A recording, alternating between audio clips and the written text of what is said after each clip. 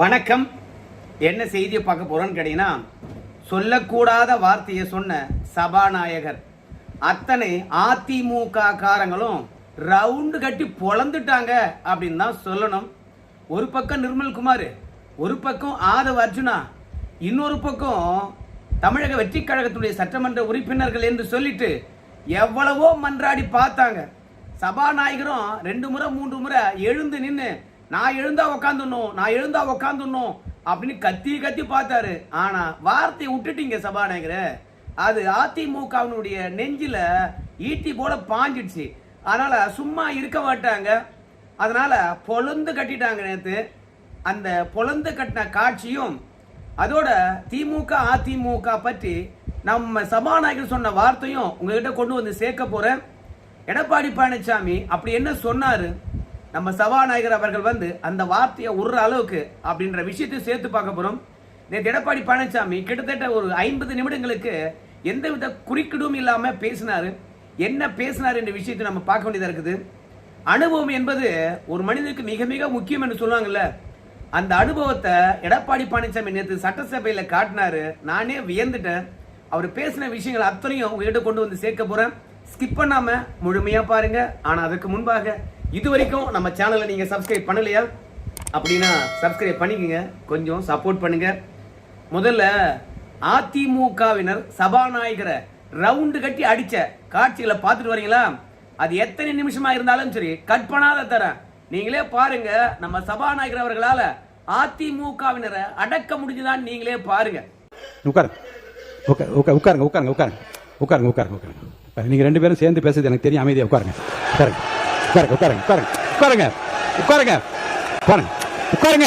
உட்காருங்க சார். இதுல பேசுறதா? அப்போ உட்காருங்க சார். நான் விளக்க சொல்றேன். உட்காருங்க. இந்த வார்த்தைக்கு என்ன பண்றீங்க? உட்காருங்க.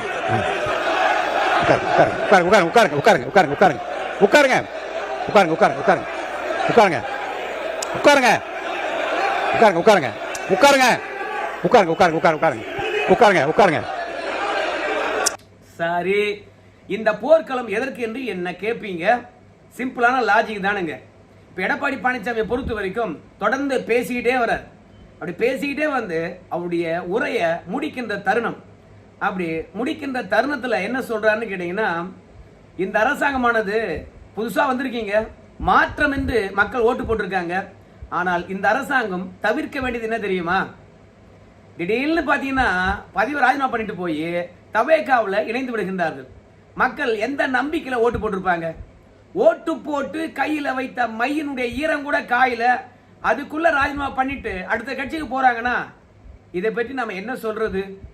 அதுலயும் எடப்பாடி பழனிசாமியை பொறுத்த வரைக்கும் சட்டப்பேரவை என்பதனால கொஞ்சம் ஜாக்கிரதையாவே பேசுறாரு. ஏன்னா முதலமைச்சராக இருந்தவர். சட்டப்பேரவைக்கு ஒரு மாண்பு இருக்கிறது. அந்த மாண்பை குலைத்து விடக் கூடாது. ஏன்னா எதிரே அமர்ந்திருக்கிறவங்களுக்கு பெருசா அனுபவம் கிடையாது. யாரை எப்படி மதிக்கணும்னு தெரியாது.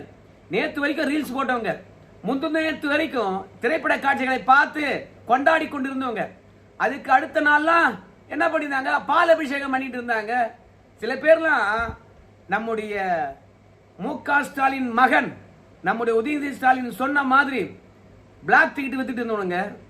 அதோட போச்சுன்னா பல பேர் ரவுடிசம் பண்ணிட்டு இருந்தவங்க. அவங்க எல்லாம் இன்னைக்கு சட்டப்பேரவை நோக்கி வந்திருக்காங்க. அவங்களுக்கு என்ன அனுபவம் இருக்க போது? அதனால கொஞ்சம் முதிர்ச்சியாவே பேசுவோம் என்பதனால எடப்பாடி பழனிசாமியை பொறுத்த வரைக்கும் நிறுத்தி நிதானித்து நான் இந்த வார்த்தையை சொல்ற, யாரும் கோபித்துக் கொள்ள கூடாது. அதிமுக எம்எல்ஏக்கள் அணி தாவுகின்றார்கள் என்றால் அது என்னன்னு சொல்றது? குதிரை பேரம் என்று தான் சொல்லணும் அப்படின்னு சொல்லிட்டு ஆரம்பிக்கிறார். உடனடியாக ஆதவ அர்ஜுனா அவர்கள் எழுந்திருக்கிறார்.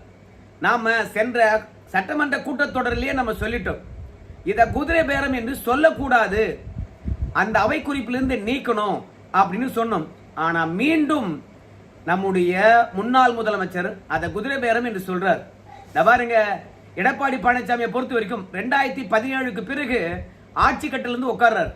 அந்த அதிமுக ஆட்சியை நாங்க ஏற்றுக்கொள்ள மாட்டோம். அது உண்மையான அதிமுக ஆட்சியே கிடையாது. அம்மா இருக்கிற வரைக்கும் நீட் வரல, அம்மா இருக்கிற வரைக்கும் சிஏஏ வரல, அம்மா இருக்கிற வரைக்கும் முத்தலாக்கு வரல. அதனால அம்மா ஆட்சி பொற்கால ஆட்சி நாங்க ஏத்துக்கிறோம். அது அதிமுக ஆட்சி. ஆனால் எடப்பாடியார் ஆட்சி அதிமுக ஆட்சி இல்ல அப்படின்னு சொல்றார். அவ்வளவுதான். எடப்பாடியார தலைவராக ஏற்ற சட்டமன்ற உறுப்பினர்கள் சும்மா இருப்பாங்களா? சும்மா வச்சு செஞ்சிட்டாங்க ஆதவர்ஜுனாவை. உடனடியா ஆதவர்ஜுனாவை பொறுத்த வரைக்கும், ஏங்க அதிமுக எம்எல்ஏக்கள் எங்களை நோக்கி வருகின்றார்கள் என்றால் தலைமை சரியில்லை, தலைமை மீது இருக்கக்கூடிய நம்பிக்கை சரியில்லை, அதனால எங்க நோக்கி வருகின்றார்கள். ஒரு சட்டமன்ற உறுப்பினரை பொறுத்த வரைக்கும் ராஜினாமா பண்றது அவருடைய விருப்பம். அப்படி இருக்கும் போது எதற்காக ராஜினாமா பண்ணாங்க? அதை போய் குதிரை பேரம் என்று சொன்னா எப்படி? அப்படிலாம் கேள்வி கேட்க கூடாது. நீங்க உங்க எம்எல்ஏக்களை தக்க வைத்துக் கொள்ள வேண்டும். உங்க தலைமை மீது அவங்களுக்கு நம்பிக்கை இல்லை, அது அதிமுகவே இல்லை அப்படின்னு பேச அதிமுகவினர் கொதித்து எழுந்து விட்டார்கள். ஆதவர்ஜுனா அவர்கள் வந்து மன்னிப்பு கேட்க வேண்டும் என்று சொல்லிட்டு அவை முழுவதும் ரணகலமாச்சு. சபாநாயகர் எழுந்தாரு, சமாதானப்படுத்தினாரு, யாரும் சமாதானமாகல. இப்பதான் கூச்சல் குழப்பத்தை பாத்தீங்க. அதை விட பயங்கரமான கூச்சல் குழப்பமாகவே அவை இருந்தது. திமுகவினர் தான் ரணகலமா மாத்துவாங்க அப்படின்னு சொல்லிட்டு நினைச்சோம்.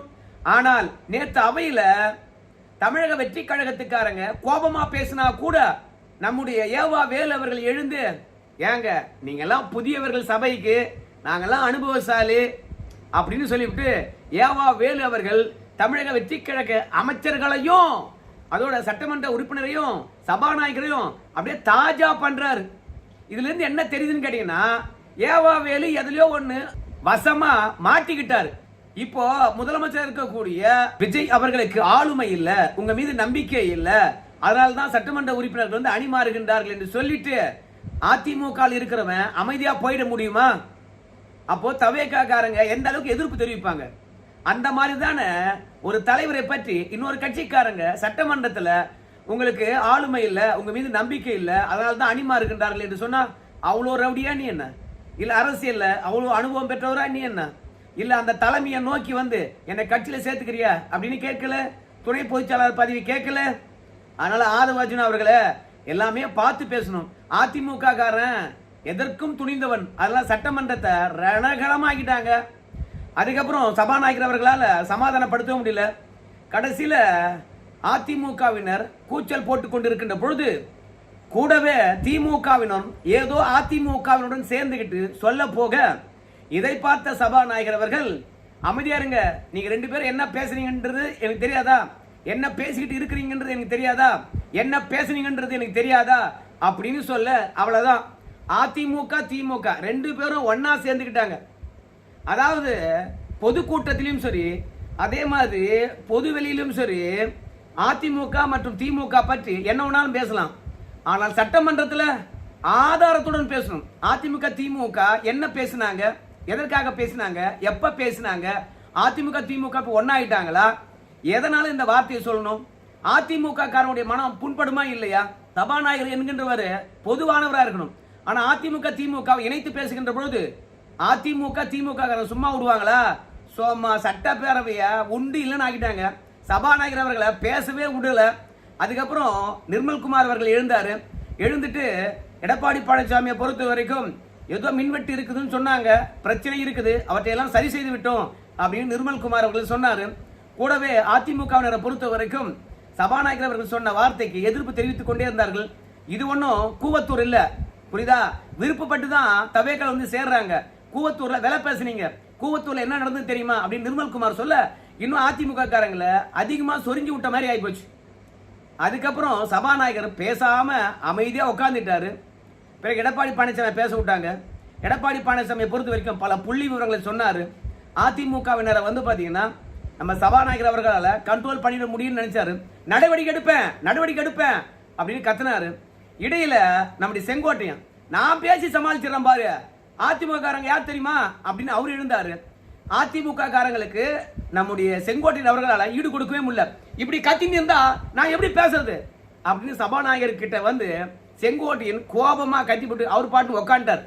ஏன்னா ஒரு தலைமையை பற்றி தெரிந்து பேசணும், இல்லைன்னா பேசவே கூடாது. இரண்டாவது, ரெண்டு கட்சிகளை பற்றி நீங்க கருத்து தெரிவிக்கின்றீர்கள் என்றால் அந்த கட்சியினுடைய கண்ணியம் குறையாத அளவுக்கு இருக்கணும். எப்படி அதிமுக திமுக வந்து பாத்தீங்கன்னா கூட்டணி பேசினாங்கன்னு சொல்லிட்டு மறைமுகமா சொல்லுவேன். ஏவா வேலு அவர்கள் அதற்கு பிறகு எழுந்திருக்கிறார். எழுந்து என்ன சொல்றாரு தெரியுமா? அவருக்கு பதில் சொல்ல வேண்டும் என்ற அடிப்படையில் ஏதோ ஒரு நிலையாற்றல எப்படி நீங்க சொல்லிட்டீங்க. அதனால அது அப்படி இல்ல. நாங்க வேற கட்சி, அவங்க வேற கட்சி, அவங்க ஆண்ட கட்சி, நாங்களும் ஆண்ட கட்சி. அடுத்த முறை ஆறலான்னு நாங்களாம் திட்டம் போட்டிருக்கிற கட்சி எங்க கட்சி. அடுத்த முறை நாங்க தான் ஆளணும்ன்ற திட்டம் போட்டுக் கொண்டிருக்கிற கட்சி. இப்படிப்பட்ட நிலையில் அவங்களுடைய பிரச்சனையை நீங்க தீர்ப்பதற்குத்தான் வேண்டிய முயற்சி செய்ய முடியும். அந்த குற்றச்சாட்டு நாங்க இல்ல. அது மாதிரி நாங்களும் ஒண்ணா இல்ல. அதிமுக திமுக பேசிக்கொள்ள வேண்டியது கிடையாது. எங்களுடைய சட்டமன்ற உறுப்பினராக இருக்கலாம், அதே மாதிரி அவங்க சட்டமன்ற உறுப்பினராக இருக்கலாம். ஏதாவது மக்கள் பிரச்சனையை பேசினாலும் பேசியிருப்பாங்க. நாங்கள் ஏன் கூட்டணி பற்றி பேச போகிறோம்? அதனால் சபாநாயகர் அவர்களே, நீங்கள் நடுநிலையாக தான் வந்து பார்த்தீங்கன்னா அவையை நடத்துறீங்க அப்படின்னு நாங்கள் நினைக்கிறோம். ரெண்டாவது, எங்களுக்கெல்லாம் வந்து எதிர்கட்சி அந்தஸ்து கொடுத்துருக்கீங்க. நாங்கள் இந்த அவையில் நல்லா தான் உங்களால் மதிக்கப்படுறோம். அதனால் அந்த கண்ணியத்தோடு நீங்கள் செயல்படணும், நீங்கள் நடுநிலையாக செயல்படுறீங்கன்னு நம்புகிறோம் அப்படின்னு வந்து துதிப்பாட ஆரம்பிச்சிட்டாரு ஏவா வேலு. அப்புறம் ஒரு வார்த்தை, திருவார்த்தை என்ன சொன்னா தெரியுமா? அதிமுக திமுக ரெண்டு கட்சியும் ஆண்ட கட்சி. ரெண்டாவது, அடுத்தது ஆள வேண்டும் என்று துடிக்கின்ற கட்சி. ஆள போகின்றோம் என்ற நம்பிக்கையில சட்டமன்றத்தில் உட்கார்ந்து இருக்கின்ற கட்சி. இந்த ரெண்டு கட்சிகளை பார்த்து நீங்க பேசுனது எனக்கு தெரியும்னு சொன்னா என்ன அர்த்தம் அப்படின்னு ஏவாவேலு சொல்ல, அடா சாமி தெரியாம வார்த்தை விட்டுட்டா அப்படின்ற எண்ணம் தான் சபாநாயகருக்கு வந்தது. ஸோ மொத்தத்தில் சபாநாயகர் பேசக்கூடாத வார்த்தை அதிமுக திமுக பேசணும் என்ன தெரியுமா அப்படின்னு சொல்லிட்டு அதை பேசியிருக்க கூடாது.